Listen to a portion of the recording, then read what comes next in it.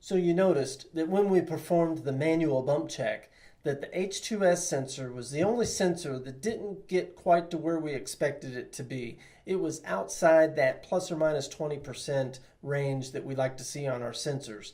So in order to correct the accuracy of that sensor, we need to perform a full calibration. So let me go ahead and show you how to do that. All right, so now I'm going to show you how to calibrate the XM2500. So in order to calibrate, I'll need a few things. I'll need the instrument itself, obviously. I'll also need my cylinder of calibration gas with the correct concentrations, and then I'll need a regulator to dispense the gas.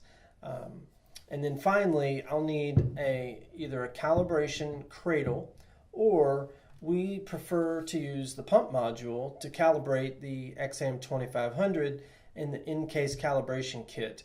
The reason for that is the calibration cradle is the same size and shape as the pump module, so we might as well use the pump module for double duty rather than having to store two pieces of this size and shape. So we're just going to use the pump module to calibrate our gas meter, our XM2500.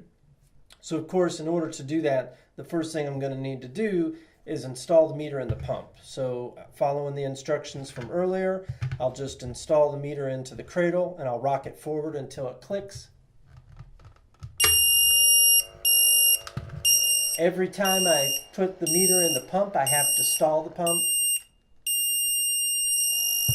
Once I get the solid tone and then that higher alternating tone, I know my pump module's working well right now. While the meter is in the pump module, I'll go ahead and enter the calibration menu. So to enter the calibration menu, I push and hold the blue button for 5 seconds. I'll get the password screen in order to enter the calibration menu. And so the default menu is 001. So I'll use the OK button when the digit is correct and the plus button to increase the digit. So the first 0 is correct, I'll press OK. The second 0 is correct, I'll press OK. The third 0 needs to increase to 1, so I'll press the plus, and then I'll press OK. This puts me in the menus, and you can see the icons there. So the first icon is the same that we saw in the quick menus. That would perform a fresh air calibration. I've already performed a fresh air calibration, so I'm not going to do that again. The next icon I can select by pressing the blue button, and that is my one-step calibration. So it has the 1 and cal to designate my one-step calibration, and if I want to perform a one-step cal, I would select this menu. If I don't want to select this menu, I can press the blue button again, which will toggle me down to single sensor calibration. And I could calibrate each sensor individually, but that's going to take a lot more time than it would to do the one-step cal. So I'm going to want to do a one-step cal. If I press the blue button again, it bounces me out of the menus. So I just need to go back into the menus again. So I'll press the blue button for 5 seconds. I'll have to enter the password again, which is 001. So 0, 0, and then plus 1, enter. Now I'm in the menus again. I'll go ahead and do a fresh air calibration just so I can show you how that would work. So I'll press OK for fresh air cal. It's flashing the numbers to show me that it's waiting to do a fresh air calibration. So then I'll press OK again. And it says OK on all 4 channels and shows me that the readings have been reset. And then it takes me to the next menu, which is the one-step cal. So I'm going to go ahead and say OK to this. And now it's waiting for me to apply the calibration gas. So I'm going to go ahead and attach the gas to the pump module like I did during the bump check sequence, except this time it's going to start reacting to the calibration gas.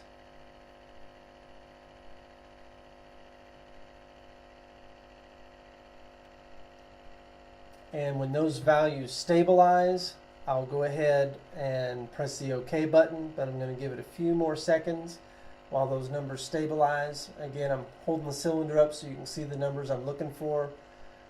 The main thing is to watch these to stabilize or to stop changing.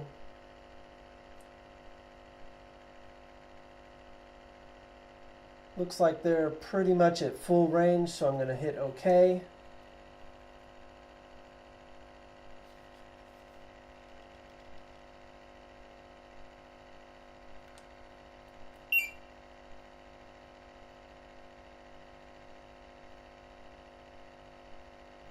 And now my calibration is complete. I can take the gas off the pump. And now I just calibrated my XAM 2500. I can press the blue button to return to regular run mode. Now if you go into alarm, it's only because it's still reacting to the gases from the calibration. So I would just acknowledge the alarm by pressing the OK button.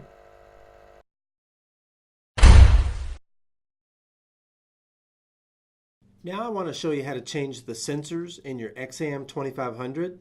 You'll need the Allen wrench that came with your meter originally so that you can remove the battery pack. Anytime you're working on any piece of electronics, you always want to disengage the battery. So the first thing we're going to do is loosen the screw that holds the battery in. It's a captured screw, so once you've disengaged that screw, you just pull the battery pack out. This is what the nickel metal hydride battery looks like uninstalled. Again, if this battery fails to hold a charge, or if it won't give you a full 12 hours of runtime, it's time to change your battery pack. All right, let me show you how to open up the sensor compartment to change the sensors. There's 4 star bits here on the corners. You'll need a T6 star driver. So you'll just want to loosen all 4 of these up. Remember that the sensors don't last forever, so eventually you'll need to change these out. And so you'll just loosen these up. You can order the replacement sensor from us. Some of the telltale signs that it's time to replace your sensor is it won't calibrate, or it won't read accurately, or it's just old. Maybe you've run it for 5 or 6 years, and better to go ahead and do some planned maintenance and replace that before it fails when you need it the most. So we always recommend having good, ready-to-go sensors so that you can keep doing your work. Don't let equipment stop you from getting the job done. So once all 4 of these screws are loosened, then you can flip the meter over, pull the top cover off, and you expose the sensors. So here you can see the big one is the combustible sensor, or the LEL sensor. Right above it is the oxygen. There's the H2S, and there's the carbon monoxide. So if you look, there's a tiny little groove right in there where I'm going to use the little Draeger tool, and I'm going to gently pry that sensor out of place. There's 3 little pins on the front of it. So I just want to carefully pry that out, and then you'll see that that sensor will remove. And there's my CO sensor.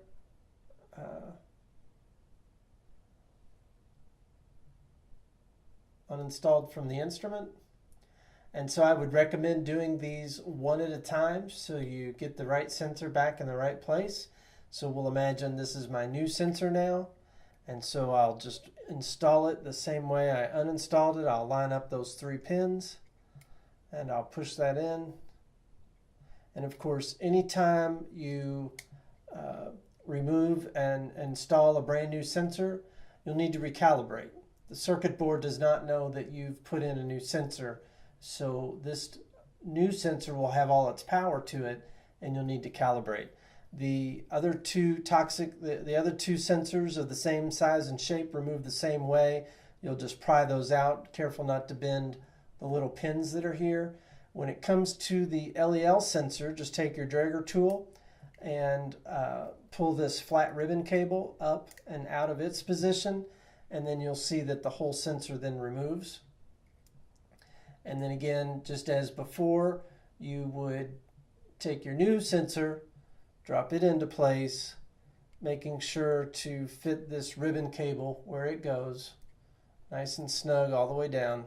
And that's how you would replace the sensors in your XAM 2500.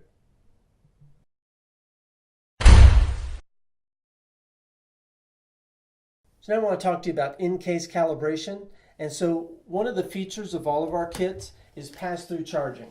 So you'll see there we have it labeled inCase charging, and that is the charging port on the side of the kit that will allow you to charge the instrument inside the case. It's just one of the features we've always included since the early days of this design, and we always recommend that if the battery has been fully depleted, go ahead and leave the lid of the case open while you're charging. Obviously, it's going to start to absorb some energy while it's recharging the batteries, and some heat will be generated. But once the battery is fully charged and it goes into trickle charge mode, that heat will subside, and then you can store the kit in a closed position but still leave it on charge so that your battery is always ready to go.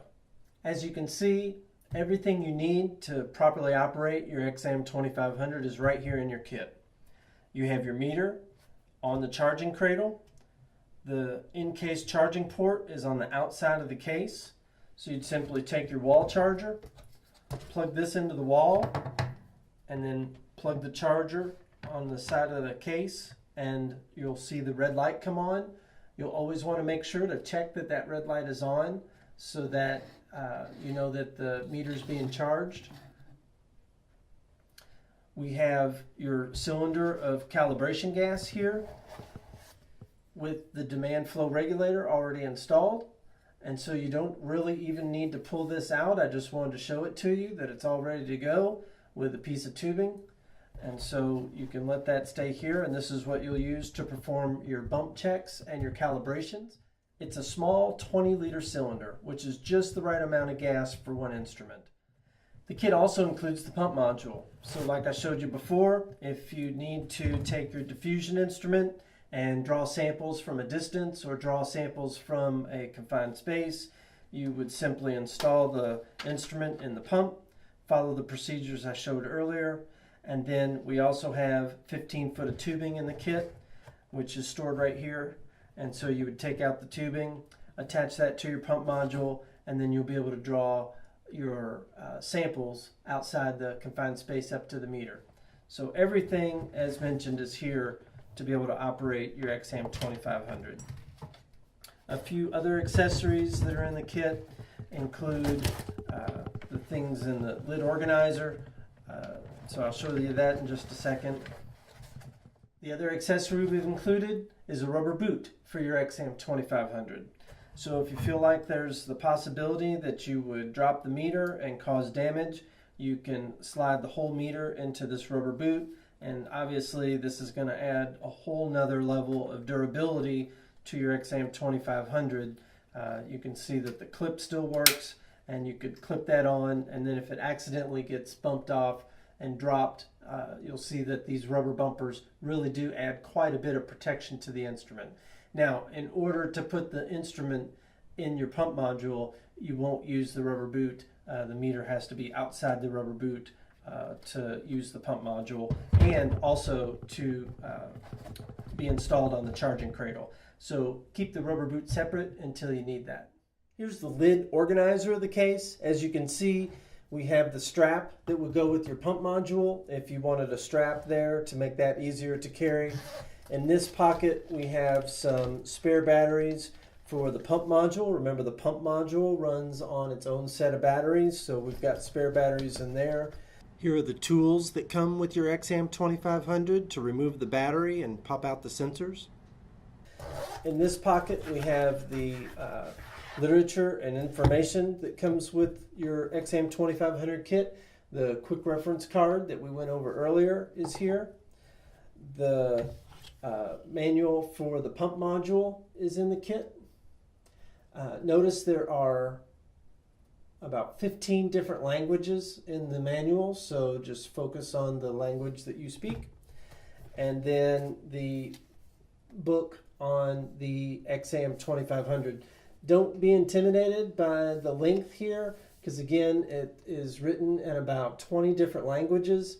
And so you'll just go to page 18 for English, and it gives you just some brief instructions on the 2500.